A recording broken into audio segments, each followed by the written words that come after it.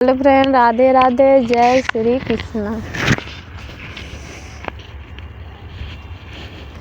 आजमगढ़ से आवाला सोनार छोटी ना नदी, आजमगढ़ से आवाला सोनार छोटी ना नदी। टीकवा गढ़ेला रउआदार छोटी ना नदी, टीकवा गढ़ेला रउआदार छोटी ना नदी। टिकवा भइल अपना सोनारवा भइल सपना, सोनारवा भइल सपना। सैया भइल गुलरी के फूल छोटी ना नदी, सैया भइल गुलरी के फूल छोटी ना नदी।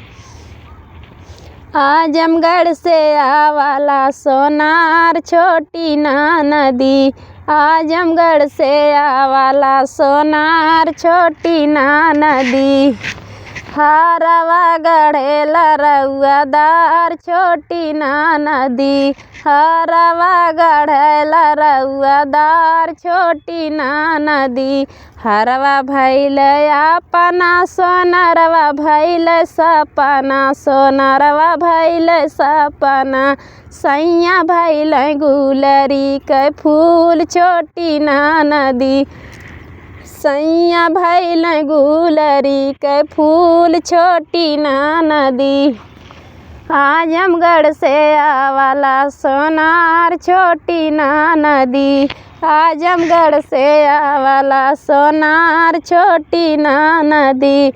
नाथिया गढ़ेला रउआदार छोटी ना नदी, नाथिया गढ़ेला रउआदार छोटी ना नदी। नथिया भइल अपना सोनारवा भइल सपना, सोनारवा भइल सपना।